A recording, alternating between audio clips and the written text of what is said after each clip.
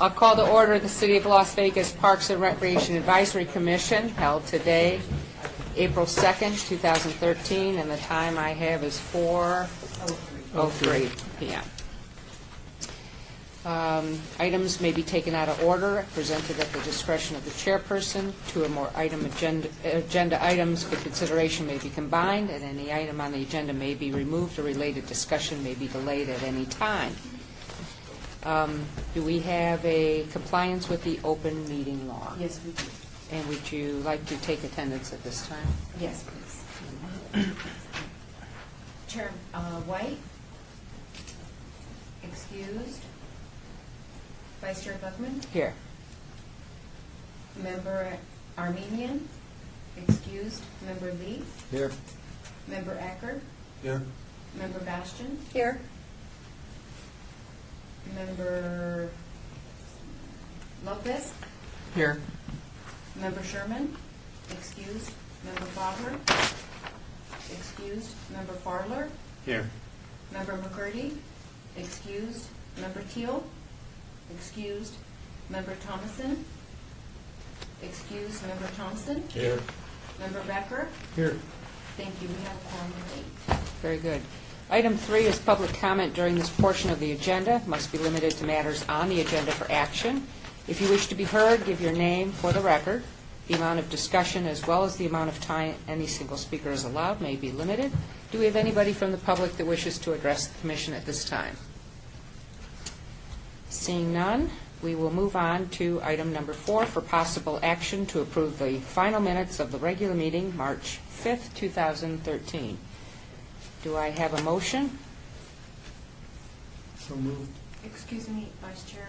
I received an email from Member Sherman that she just wanted a correction regarding the term limitations. She wanted to add that she would like Chair White to continue in the role on the minutes. And I have made that correction on the minutes. Okay, so that would be number, what was that?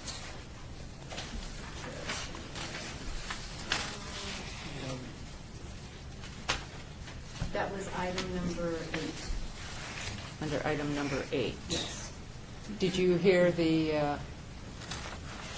addendum to the minutes? Yes. Do you accept that? Yes. Okay. All those in favor say aye. Aye. Opposed? Motion carries.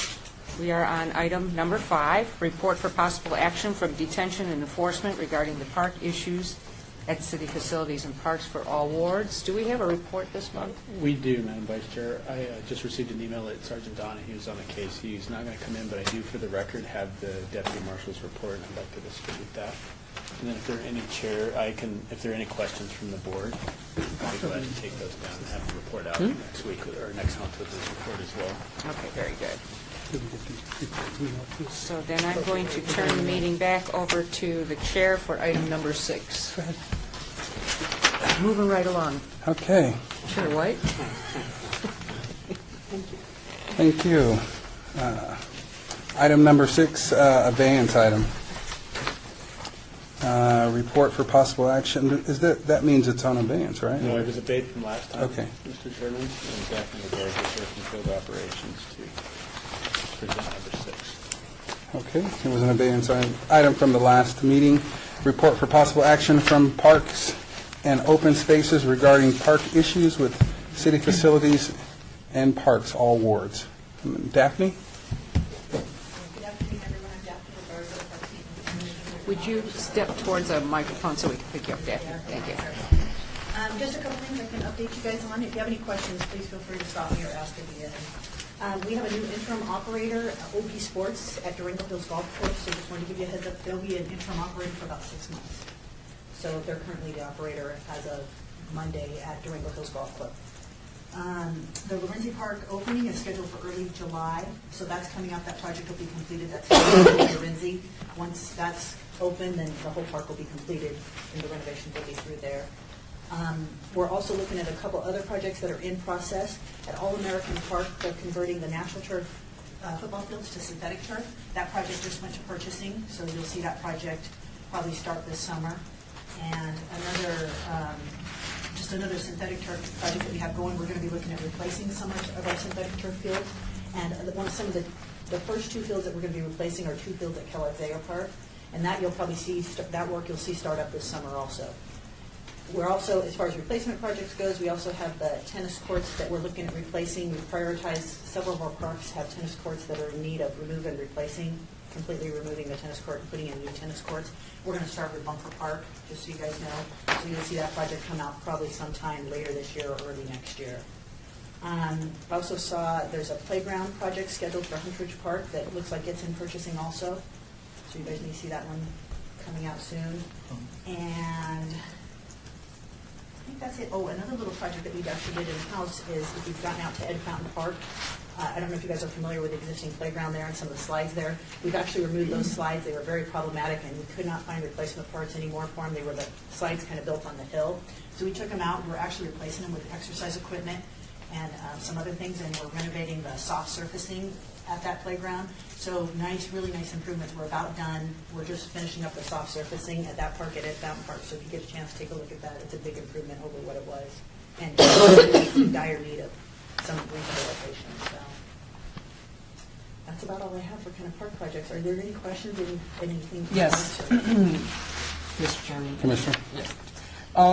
What is the status on J.C. Levitt Park? Now, my friends have been real excited about a skate park that's going to be built there. Is that correct? I believe there are plans being developed Okay. for a skate park. Yeah. Where's that at? What location of the park is that, and what's the time frame on Yeah, I that? may have to ask Lonnie to weigh in. I believe it's in the north. It is, and actually, Yeah. we're going to do a report next month Oh, on that whole project. So, And there's a little more to it than the skate park. I think it's a skate park and maybe some improvements over the bocce courts and things like that. So, yeah. Commissioner, Sure. can we get a rendition of that Yeah. via email prior to that? Yeah. Prior to the next Yeah. one? Sure. Just email. What is it in design? Is that where it's at? Yeah, Okay. it's still in design. Yeah. The canopies, we need to get those restructured with user groups that are out Chair White? Yes. Just have a question, if you know, Daphne, about the status of Stupak Park? that's next month as well. Okay. I can wait. Is I that don't know. design? No, I got one more Is it in the design? Okay. there. It's like 80%. And that's basically a brand new park with a synthetic field, and you guys maybe have seen, do you want a rendition of that one also?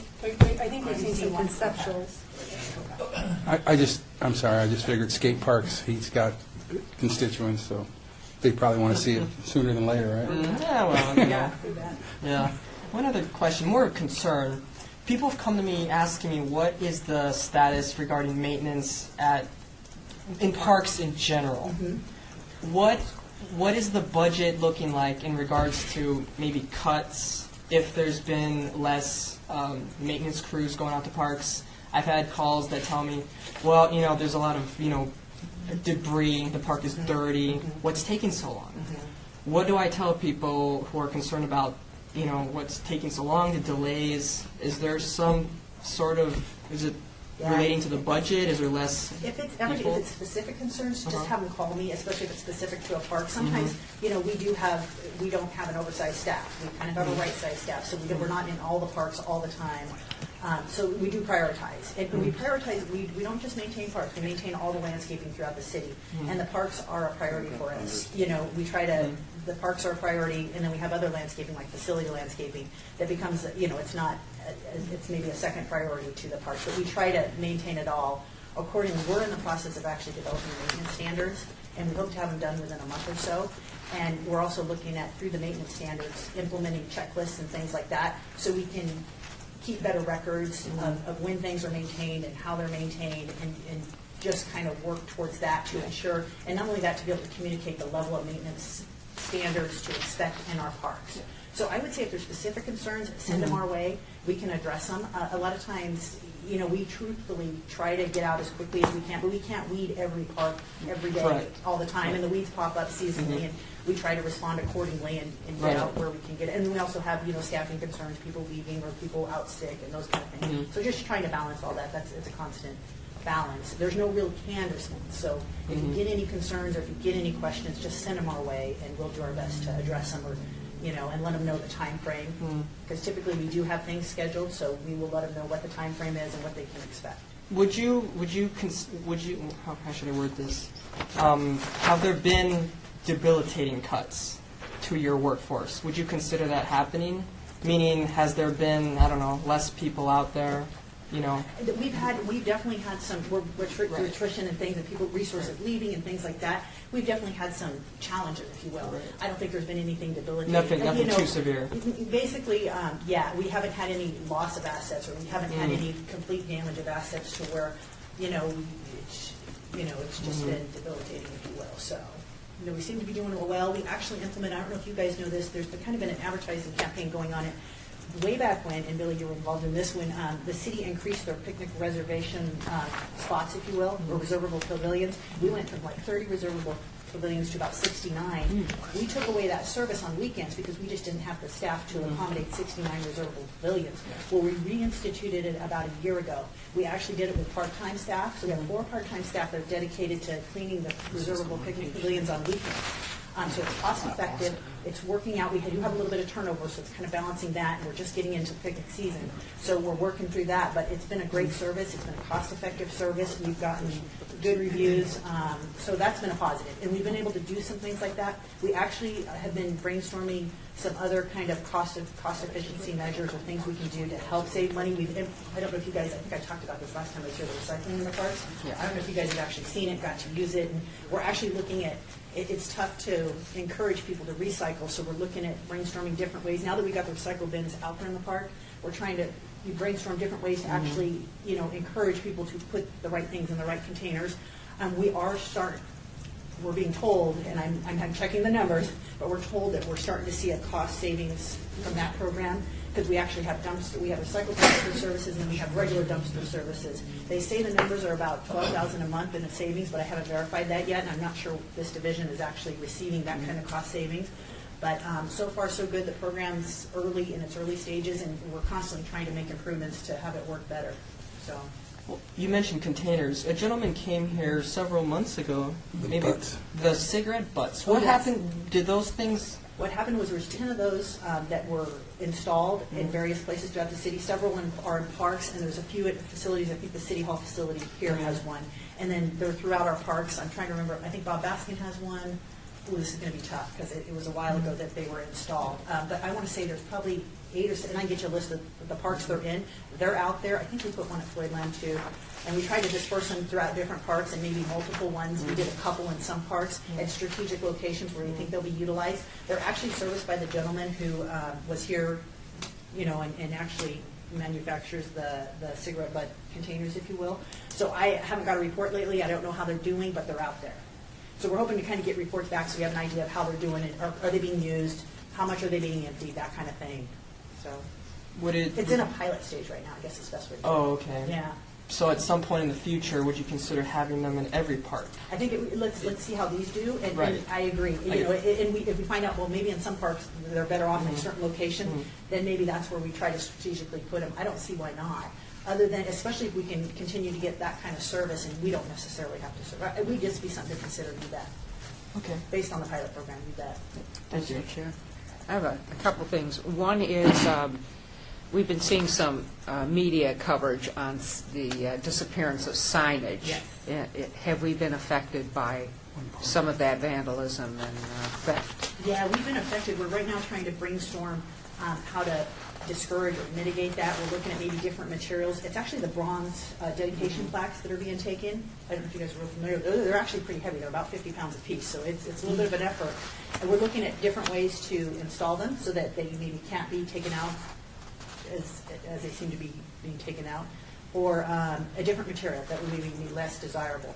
So we're kind of brainstorming that. Right now we have an inventory of all the plaques that are missing, and there's quite a few, and we're just trying to tackle the problem so that we can hopefully discourage it in the future. I was at All-American for about 2 hours on Saturday, just kind of perusing around and looking, because I know we've had some issues through the marshals. Everything seemed to be pretty calm. There were a lot of soccer games going on. There was some football getting started. The facility was in great shape, though. I have to compliment you. But I noticed, as of this morning, I was at Lorenzi Park, and I've just seen tremendous amount of tagging that took place over the weekend. I don't know if anybody else has noticed it in the parks, but it's really prevalent on all the containers, and I don't know if Jeff has any comments on the condition of Lorenzi. This was our first visit back as far as LVSSA using the fields, but I think they were a little rough. Yeah, they were in kind of rough shape this morning. We helped, the city had some people out there and helped us get back in shape. We were working on them, and there's quite a few weeds in the outfield. We were out pulling weeds that morning. But it's in fairly decent shape now. Yeah. Okay. I will definitely follow up on the tag, and I'll follow up on the field conditions here. Thank you. And I think Yeah, some of the people in Ward 1 that I represent have asked about the number of oleander plants that are in the parks, and is there any way to get those removed and taken out? The people that are coming to me are very allergic to oleander, and it's keeping them from utilizing the parks at this time of year. And the one park that's in my neighborhood, where the person is most vocal, the oleanders are right along the walking path. Is it Which park is it? I don't know the name of it. Okay. Street is Yeah, it's right there. It's off. Bob Baskin. It is Baskin. It's Baskin. It's the Okay. same person that talks to me. I'm in Ward 1 too, so. Oh, okay. Yeah. Let me check on that specifically. Let me look in relation to that park and just see, let me get with the supervisor and see what we can do there. I think you're talking on the west side, basically on the west side of the park there. Yeah. Commissioner? Yeah, let me thank find out you. what we can do there. Just to follow up on the tagging, there's also tagging at Circle Park on the restroom. Have you seen it? Yeah. Yeah, not recently, but they typically. Yeah, Okay. it sort of blends in, but it's still a mess. So Okay, good. just I'll put jot that- that down. And Daphne, is there any interest in having any of the, I think there are arbor clubs or any organizations donate trees? I know in the past years, I've been active in helping to get trees donated. Is there any interest in that?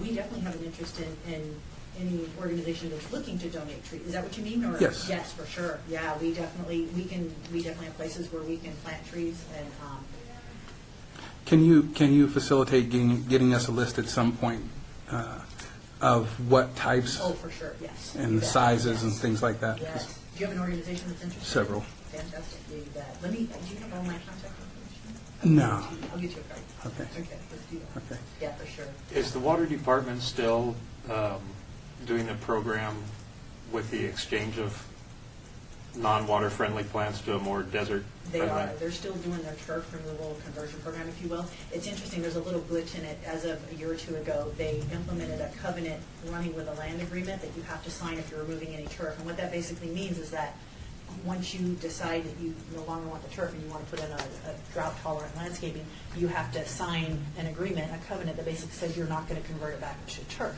And that's fine, and the city can do that when the city owns the land. However, a lot of our parks are on BLM lease land, and when they're on BLM lease land, the BLM chooses not to be a party to that agreement. So being the owner, it makes it tough for us on BLM sites. When we do a turf conversion, we actually can't get the rebate back on those type sites.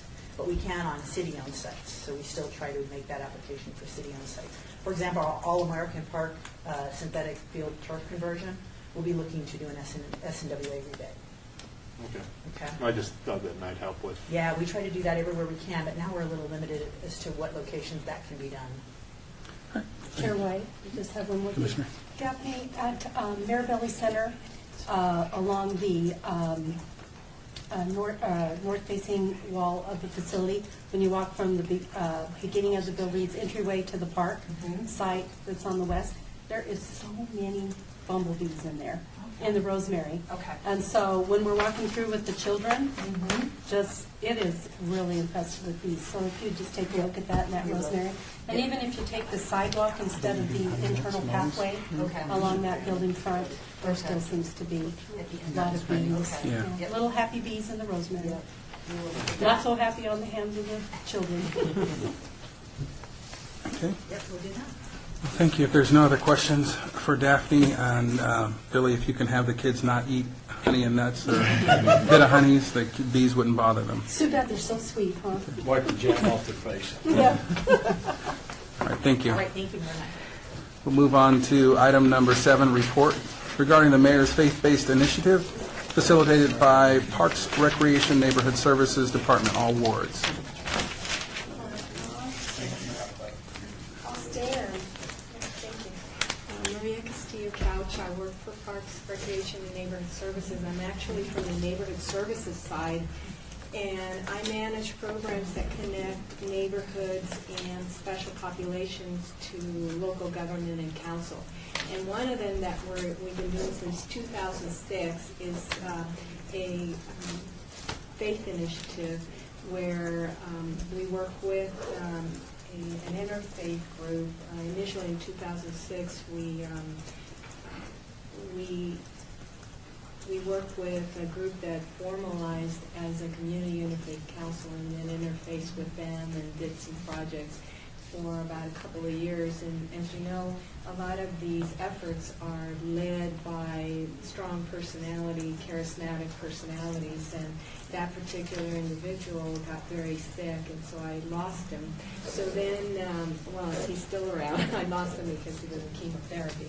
But in 2011, when the mayor was, the new mayor was elected, then we presented a new way, a new idea that we wanted to incorporate, and that's to invite top faith leaders from the community, all countywide, and ask them to share with us what they thought were the key issues in their communities. Because right now, the faith community takes care of so many things: homelessness, human trafficking, the addictions.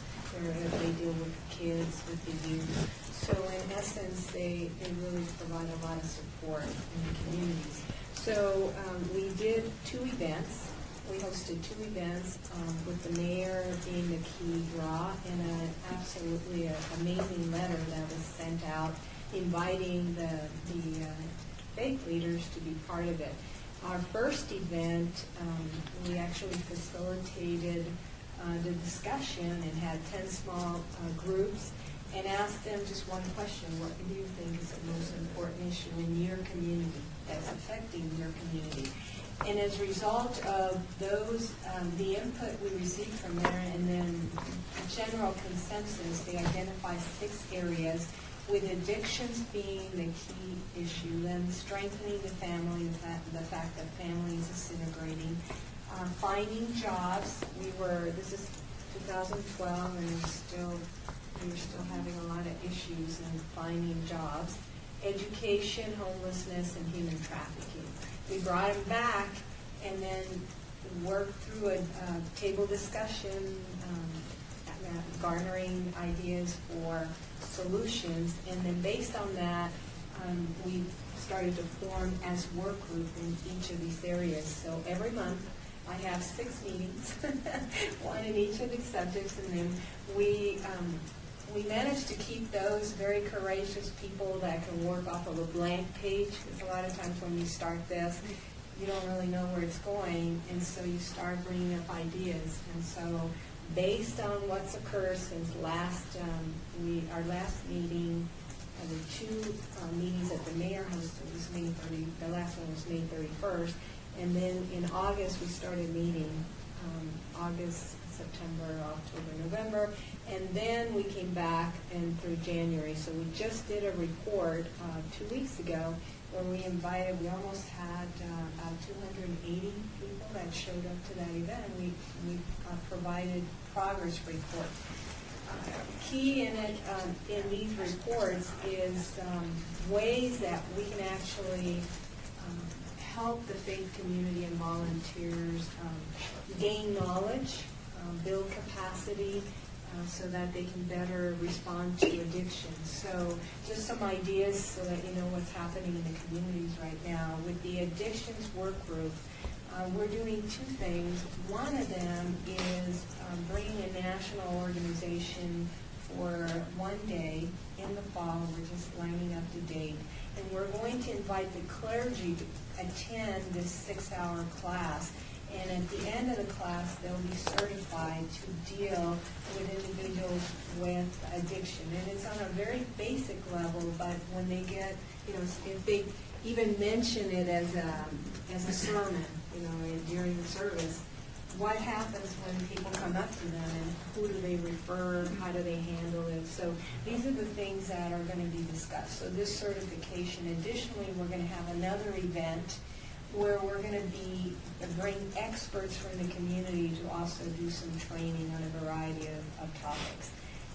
There are questions about are there enough of the clergy bringing up the issue of addictions? In other words, do you, during your service day, either Sunday or Saturday, do you say, do any of you have addictions? Because we can help you right here. Come to us after service. And one of the things that comes up is there might be a hesitancy because they don't feel they know enough, or maybe we just need to make that connection in the training. So we're looking at that from the addiction side. And as we move on to strengthening the families, we still haven't finalized some of the ideas.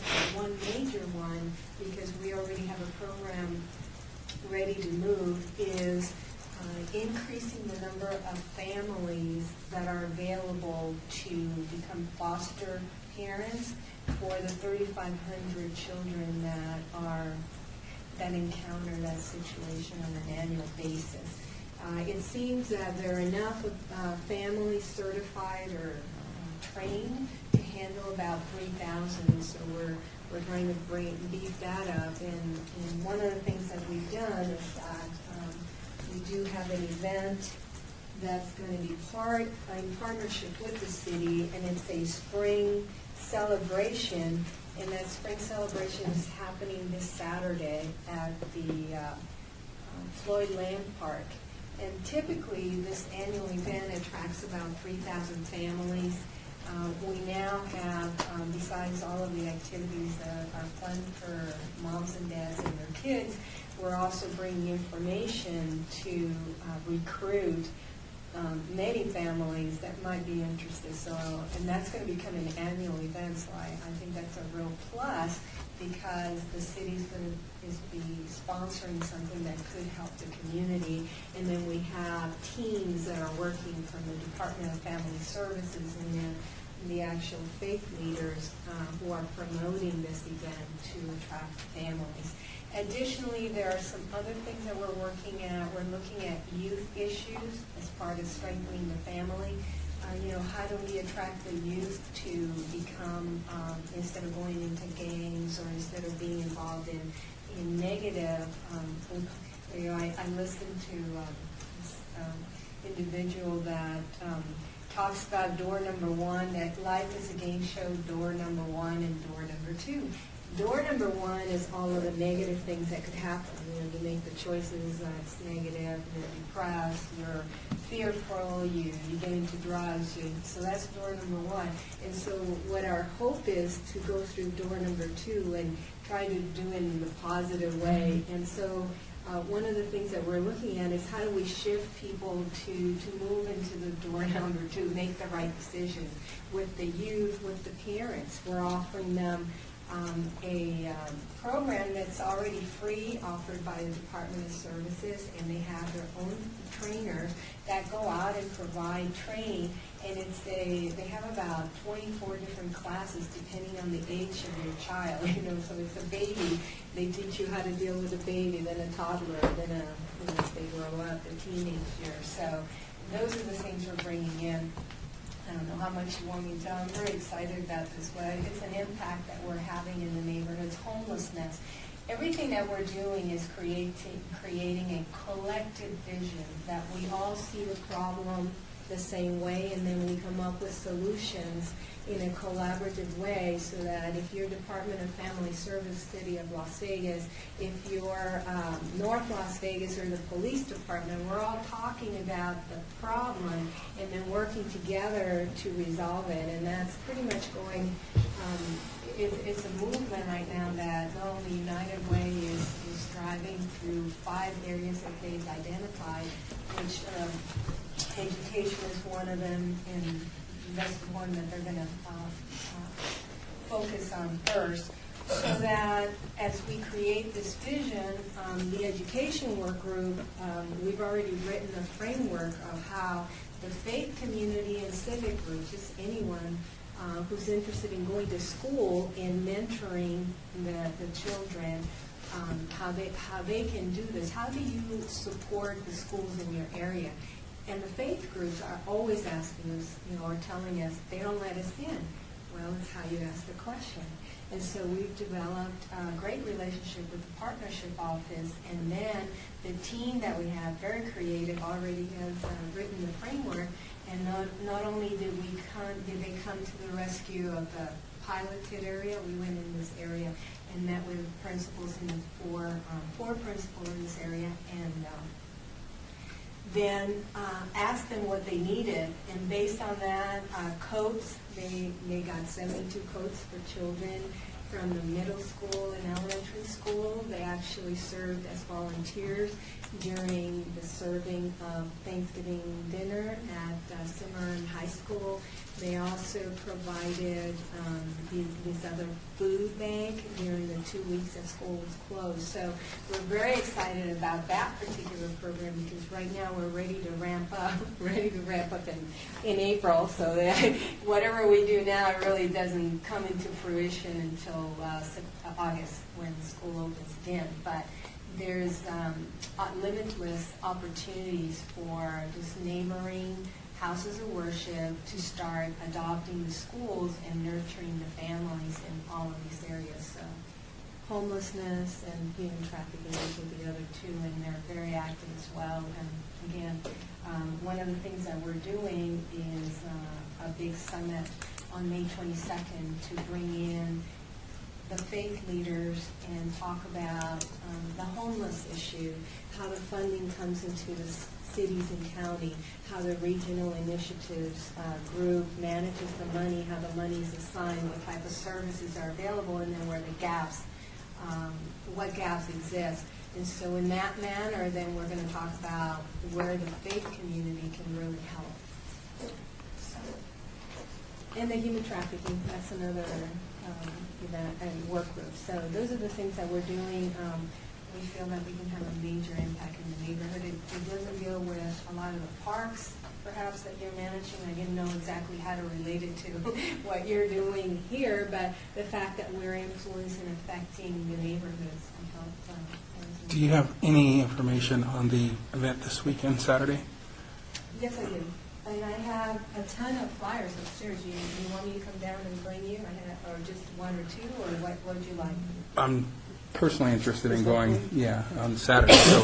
I just brought, what I did here, these are programs that were left over, and I had an invitation. I was just checking on that in the event.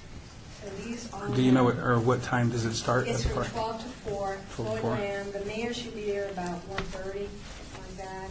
And then we are, I have to go, I didn't realize some of them have. This Saturday, Yeah, Floyd April Lamb 6th. Park, 12 to 4 p.m. Yeah. So I'll just go upstairs and get you some more, and then things, if you can pass it on. I have a ton upstairs. Well, we appreciate you coming in and giving a report. Thank you. It's my pleasure. Very good job. There you go. Any questions? Any questions? Hearing no questions, thank you very much. We'll move on to number 8, report on the progress of Lorenzi Park renovation located at 333 West Washington Avenue, Ward 5. Okay. I've already given it away. Yes, thank you. Okay, thank you. But they all have flyers in them. We have flyers in them, so. Just Are we at Denny's? Is this what this is? It's like a place that. What are you serving? All right, I'm Kelly Schwartz. I'm a senior Vanellis with Parks and Rec. And Commissioner Bastian had asked last time if we could have an update on the renovation at Lorenzi Park. Probably about 5 years ago, we started the first half of the park, which on your map, you'll see it's the softball fields, and we kind of redid the whole park, and it was a pretty awesome project. But then we had to wait a few years till we got enough money, and then we're doing now the west portion of the project. What's pretty great about this is it's about $30 million for the whole park, and of that, 95% of it is SNCLMA money, which is Southern Nevada Public Lands Management Act. So it's through the sale of BLM land, and that was able to provide us a pretty awesome new park. We're looking at a grand opening for the park to be, we're thinking right now July 6th is what we're keeping our fingers crossed. We'll see construction's going a little slower than we planned. You'll notice on there that there is kind of a big pond. It used to be it used to be 2 lakes. That's where the Twin Lakes came from. Then they kind of switched it during a renovation to make it one large pond. We're putting it back to the way it originally used to be. And with the help of actually the Historic Preservation Commission, because this is considered now a historic area, the other cool thing is, and I only printed because there's quite a few of these, they're all one big packet, so if you kind of just want to look through it. Public Works did a pretty amazing job, and they researched everything that they could find on the history of Lorenzi Park, from the very beginning, from like the 1900s all the way up until today. And these plaques will be all throughout the park. So they're going to give you the entire history of how Lorenzi started. It's going to go when the Lorenzi family started it, continues then to, really the St. John period. That's another family. That's when it was a big resort. And then when it was turned over to the city in the 60s. And then it's just kind of pretty cool if you want to look through that kind of stuff. And so the park itself, this is just a little history if you want that. The new portion of the park is going to have a very large splash pad, which the park never had before. There's a lot of families in that area. If you listen to Councilman Barlow, he's going to tell you it's the largest splash pad in the world. We got him down to the country. It's not even in the country. It's the largest splash pad in Southern Nevada. So that's the best we can do. But it is quite large, so that's nice. The playground equipment is all going to be historic looking. It's pretty cute. It's got a stagecoach. It's got a lot of fun stuff there. As I said, the lake was turned back into 2 lakes now. Another thing that we're working on that was by the request of Councilman Barlow, and even Commissioner Bastian remembers this request, we were hoping to have paddle boats in about a year out at the park. We're working with Public Works again to build a dock, and we should have paddle boats that people can rent, and you can go around the pond. So we're working on that. May take a little bit to get it, but it'll be kind of cool when it's done.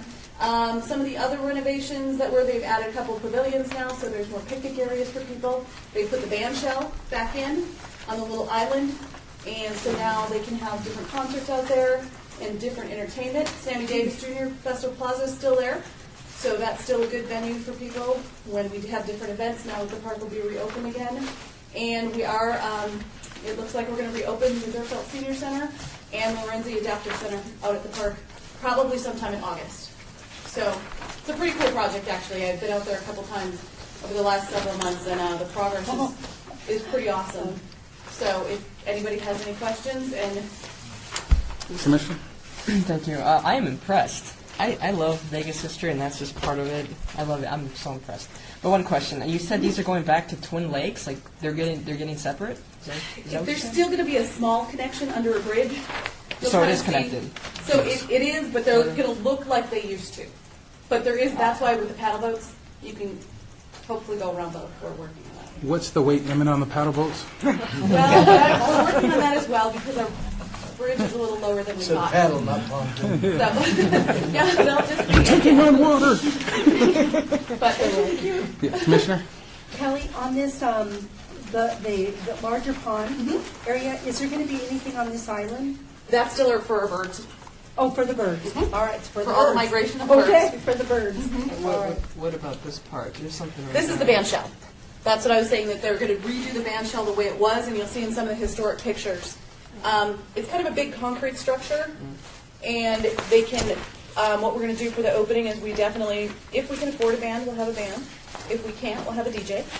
But we're still going to have, We can play. that is true. We're still going to have music throughout the park. And then there was one more thing, David, when you just said that I thought of, and now I can't remember. Will they be Connecting. stocking it? Yes, the pond will be stocked once a month, just like it was before. What's pretty nice about this one, though, is they're going to put a liner in it, and they didn't have that before, so hopefully it will help keep it a lot cleaner. Because if anybody recalls, it got a little mucky pretty quick. So this should be pretty, actually, it's pretty awesome. What do you mean stocked? With fish, Fish. we'll stock it with Fishing. whatever Fishing, fish fishing, season man. for the month. I was going to ask that. Great, great. And how many dog runs? They took the dog runs out because they weren't used. They felt they weren't used enough to put them back in. And that was sorry. Any other questions? I'm just the messenger. Is there any other questions for item number 8? Oh, I have one more thing that I remembered when David asked that. Actually, the Rose Garden that was for the garden club. The Rose Garden and from the Mesquite Club has all been moved in to the, what do we want to call it, like the upper left-hand corner. There's a gazebo, and then all the roses have been transplanted back up there, and they're actually starting to look pretty nice. From this rose garden that was over here. Correct. Fabulous. So a lot of thought actually did go into redoing this park, and we had to have a lot of different permissions from the Historic Preservation Commission too. Well, thank you very much. Moving on to number 9, report regarding Garside Pool renovation located at 13, there's only 13 in this one, 300 South Torrey Pines Drive, Ward 1. Hello, Mike Hubbard, with Parks Director of Temp Services, and this project is moving on quite nicely. We had to do a line swap with Clark County School District. When you look at the map, where the parking lot is now, that's where the old pool was, and so we needed to take up a little bit more space. So we got with the school district, and they agreed to that because obviously their swim teams will be using the lap pools during their swim season. So that was obviously a little bit of political arena with getting that land swap, but we finally got that done. The other concern with the school district was their bike rack. We had to also move their bike rack because it's adjacent to this, and that got to be a little complicated. You know, it would be, but it was. But we got that resolved also. It's looking at getting started the first day right after school is out, so in June, or in a few months, and we'll be opening hopefully in May of 14. And the project is, we're looking at getting this heated for the winter. We have some really high-end, high-efficiency pumps that's going to heat this place, and they are supposedly up to 90% efficient, so it's really great. The other aspect about this park or this pool is we're going to get those traditional parking covers with the solar panel. Yeah. This is an add alternate on this project, and if it is added on there, it's going to be one continuous surface over the parking lot, so we'll be able to put more solar panels on there to be obviously more efficient for the heating of it. And other than that, it's sort of a traditional, it's going to be similar to Freedom Park if you're Freedom's fine. And so the design, the slide structures are similar to that park, that pool. Thank you. Are there any questions? Did you get on the trouble? No, those canopy, it's hard to get those slides. The question was under where the slides are we going to be able to put a canopy over there? We'd like to do that, but as staff knows, it's really hard to get something, because when you're standing up there, it has to be so much higher than that, and it's just really difficult to get those covered. We'd like them to be, because they get beat in the, the other months when we're not using them, and they actually get worn a lot too, so, but there's your question. But there's deck, there's deck canopies, There's correct? obviously little shade Yeah, those structures throughout there, squares, and there's 2 of them are in the base bid, and then there's some other ones that are in the ad alternate. Oh. So more colorful design ones. Mr. Chair, what is the capacity of the pool? occupants? Yes. I know it's in the hundreds, but I can't recall that. Next month I will bring that to you. Actually, I'll email it. Yeah, it's not easier. Yeah. Any other questions for item number 9? Very nice. Thank you very much. Great report. Moving on to item number 10, report from Deputy Director regarding administrative issues. I'm happy to report I don't have any issues. However, just two things I wanted to bring to the, I've reported in subsequent meetings regarding Pros Consulting, who did our original pricing and revenue plan, I believe 5 years ago now, when we were at the Department of Leisure Services. Our first kickoff meeting is tomorrow with them. They will be in town with the goal of, in the next 6 months, making pricing and recommendations for our current programs. And ISO Consulting has been helping us out with our sports policies and fee enhancements. They're coming to present to city management on April 25th, so I'm hoping in the May Parks and Rec Board meeting as I can give an update on what's going on in the world of municipal sports and our allocations. Those are the only two things I have to report out on. One question I do have for the board is with the amount of questions today on some of our facilities and the ongoing construction, is it worth, for at least for the next 2 quarters, to agendize Mr. Havikhorst and have him present on an update on the current construction of our pools, just for the board's consideration? Brief discussion, open floor. Sure, I think it'd be worthwhile. To the round table, anyone else like to? We'll go with a single response of yes. Chair White, I agree wholeheartedly. We like I that. think it's really good to know what the progress of the park. I thought Daphne's report was very informative today and Yes. gives us an opportunity to get feedback of what we're seeing in the parks. It kind of also, I think, encourages us to attend the parks more often so that we can understand what the concerns are of the constituents in the park, and you've encouraged us to do that for a long time. And then also, I think it encourages us to be more engaged in the projects themselves. They kind of come to life, I think, when we're in the park and when we see the report. There you go. Is that enough for you? Thank you for elaborating on that, Commissioner. The answer is still yes, we do appreciate it. I have a question in reference to the consulting and the focus groups that we did for all of the changes in policies. How's that coming out? Have we leveled out? Our policy is implemented and in place. I think one of the things that we're finding is the initial response to the audit was to be very black and white, so we didn't have non-compliance issues. Now that we begin to implement policy, there's probably some areas where one of the biggest challenges is we don't have a lot of latitude, and let me use a real-world example. If somebody comes to town, an event organizer for this weekend, and says, I can bring an $8 million event to town, but I need fields. By policy, we don't have the latitude to allow that to happen, and that might be in the best interest of the city. So we're going through, now that they've been operationalized for about 18 months, and taking a look at our policy and seeing where some of the development can be bettered. So it is working. There's still a lot of impacts going on to our user groups out there, and we're continuing to refine. But one of the things we've been because there's been so much change to our user groups, as we find little niches and nuances that probably aren't in the best interest, we're trying to make changes all at once rather than continue to update the policy every month to correct those things. So with ISO Consulting taking a look and presenting, we want to incorporate their recommendation, and then those things that we know. For instance, we know our allocation's about 49 pages long. We'd like to reduce that, but we want to make those changes to our policy all at once so that we're not making incremental changes and passing new policies every month, not only for our own maintaining the integrity of the office, but also our user groups have to adjust every time we make a change to a policy. They have to adjust. So the easy answer is yes, they're in place, but I think it's important for the board to know that we're continuing to work and refine those policies. All right, thank you. Good job. Your staff has done a wonderful job from what I'm hearing from some of the coordinators.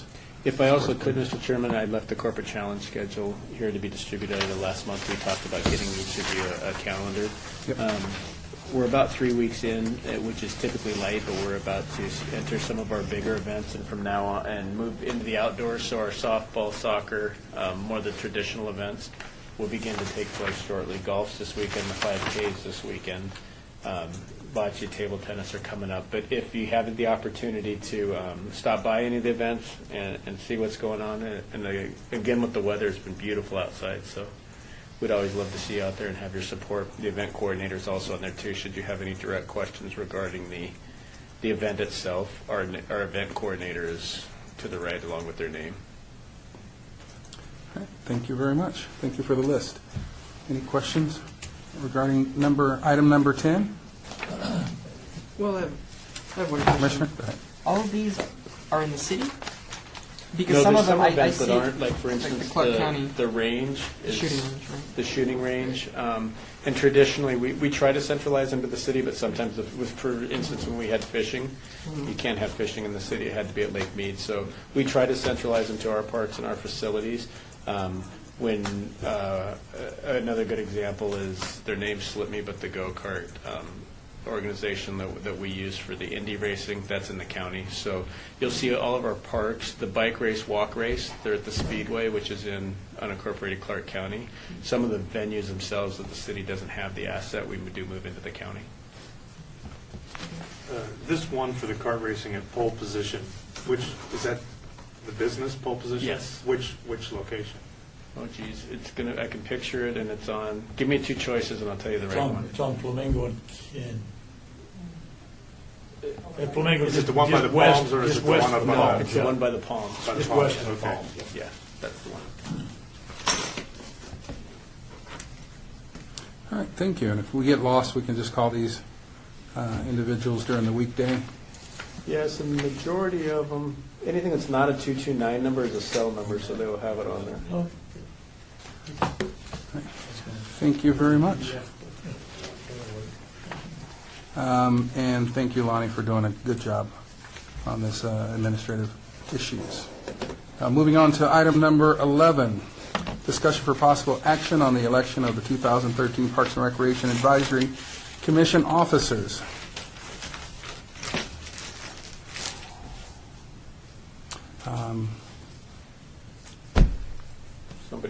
Somebody would need to make a motion on the current officers, and somebody to second it, and then discussion and vote. Or no second. So just no. Chair White? Commissioner?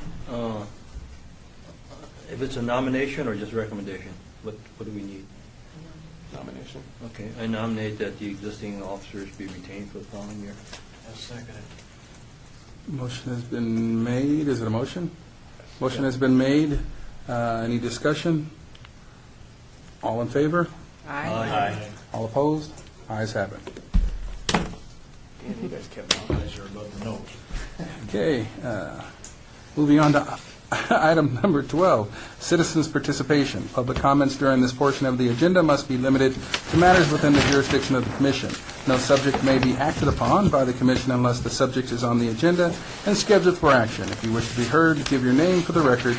The amount of discussion is on any single subject as well as the amount of time any single speaker is allowed may be limited.